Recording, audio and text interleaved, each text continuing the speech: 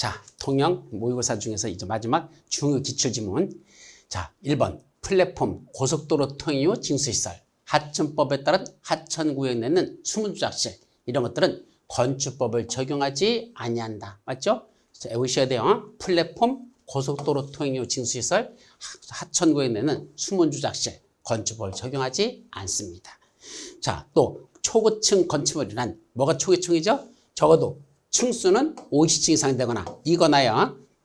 이거 하면 안 돼요. 동시유권이 아니라 둘 중에 하나. 층수는 50층 이상이거나 아니면 높이가 200m 이상인 거. 이거는 초고층 건축물 해야죠. 그러면 그냥 고층 건축물은, 고층은 층수가 3층 이상이거나 아니면 높이는 120m 이상인 것. 그건 고층 건축물이라고 그러죠. 3번 건축물이 천재지변이나 그 밖의 재해로 일단 멸실됐어. 그런데 연면적에는 무조건 종전규모 이하로만 해야 돼. 연면적에는 절대로 종전규모보다 크면 안 돼요. 연면적에는 종전규모 이하로 하고 동수나 층수나 높이도 원칙적으로는 종전규모 이하이면 그건 재축이야. 그런데 동수, 층수, 높이 셋 중에 어느 하나가 종전규모를 뭐했다? 초과하더라도 그래도 재축에 속하는 경우가 있죠. 어떤 경우? 초과하되 해당 동수, 층수, 높이가 건축법령이나 조례에 모두 적합한 범위 내에서만 초과한다면 그것도 재축에 속한다 그랬습니다. 그래서 이건 여러분들이 꼭 잘 기억할 내용이 되겠습니다. 자, 이제 4번으로 내려가서 자, 이거는 나머지 지우고 보죠. 4번 사전결정을 통지받으면 사전결정이 뭐죠? 원래는 허가 대상 건축물에 대해서 건축허가를 신청하기 전에 허가권자한테 여기다 이런 건축물을 건축할 수 있나요? 이런 규모로 건축하는 게 가능한가요? 허가받을 때 필요한 것들이 뭐가 있죠? 등등해서 결정 좀 내려주세요 라고 신청하는 걸 사전결정 신청이라고 하고, 그때 허가권자가 그래 거기다 그런 거 지을 수 있어 라고 사전결정을 통지하면 몇 가지 받은 거로 본다? 원래는 4가지 받은 것으로 본다. 첫째, 산지전이 허가받은 거로 본다. 국토법에는 개발행 허가받은 거로 본다. 세 번째, 농지전이 허가받은 거로 본다. 마지막, 하천법에 따른 하천점용 허가받은 거로 본다. 그래서 산지를 개발하여 농지로 만들려면 하천이 있어야 된다. 받은 거로 본다 그랬죠. 그런데 뭐는 아니라고 했죠.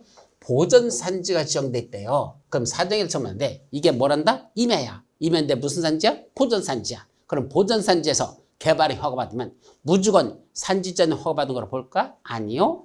보전산지는 무슨 지역에서만 가능하다? 도시적. 도시적 안에 있는 보전산지. 거기서만 사전결정을 통지받으면 그때 산지전용 허가받은 거로 본다라고 됐습니다. 따라서 보전산지라는 어디에서만? 도시지역에서만 산지관리법에는 산지전용 허가 또는 신고, 산지 일시사용 허가 신고 이런 걸 받거나 한 것으로 본답니다. 그래서 보전산지에서 산지전용 허가받은 거로 보는 건 어디서만 가능하다? 도시지역에서만 가능하고 농림지역, 관리지역, 자연경보지역 중에는 보전산지에서는 설령 사전결정을 통지받아도 산지전용 허가받은 거로 보지 않는다라는 걸 조심합니다. 이것도 중요한 거야. 말이 조금 어려워요. 5번 국토교통부 장관은 첫째, 국토관리를 위해서 특히 필요하다고 인정하거나 아니면 주무부 장관이 국방, 문화재보전, 환경보전 또는 국민경제를 위해서 특히 필요하다고 인정하여 요청하면 그때는 허가권제, 건축허가 등을 제한할 수 있다. 아까 문장으로 나와가지고 설명했던 겁니다. 이것도 맞는 거. 또 6번 첫째, 연면적의 합계가 100제곱미터여야 되는 건축물을 신축하거나 아니면 건축물의 높이를 3m의 범위에서만 증축하는 거. 이런 것들은 뭐만 한다? 신고만으로 할 수 있다. 이건 건축 허가 대상이라 건축 신고만으로 할 수 있습니다. 자, 7번째. 공동주택으로서 지상층에 설치한, 지상층에다 뭐 설치했죠? 공동주택 지상층에 기계실, 전기실, 어린이 놀이터, 조경시설, 또 하나 생활 폐기물 보관시설의 면적은 바다 면적에 산입한다, 제외시킨다? 산입하지 않습니다. 이건 서비스 면적으로 본다 그랬죠.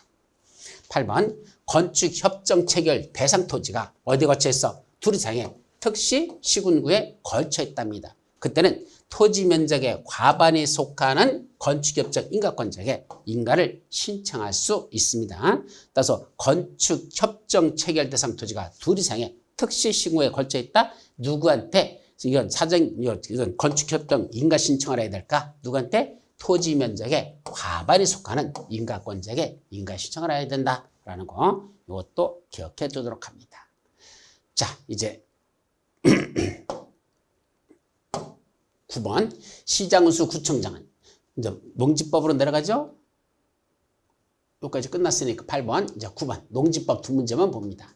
시장운수 구청장은 농지의 한 필지를 뭐한다? 여러 사람이 공동으로 소유한다? 공유로 소유한대. 뭐만 빼고 상속농지는 몇 명이 소유하든지 관계없어. 그럼 나머지 공유농지 소유하는 건 최대 인원수를 몇 명으로 제한합니까? 7명 이하로 제한합니다. 7인 이하에 입하면서 구체적으로는 시군구 조례로 정하라고 됐습니다. 이거 아주 중요한 거야. 그래서 한 필지 통지를 여러 사람이 공동 소유하려면 이제는 너무 많이 소유하지 말라. 최대 7명이 해서 7명일지 5명일지 3명일지는 시군구 조례로 정하는 그 인원수로 제한할 수 있도록 이렇게 개정했다는 거 이것도 조심해서 기억하시죠. 또 마지막 10번 시구 읍면의 장은 시구 읍면의 장들은 농지취득 자격증명 발급권자야 발급 신청을 받으면 원칙적으로 그로부터 며칠 이내에 발급 여부를 결정해서 통지해야 될까? 발급 며칠이죠? 원칙은 7일이야.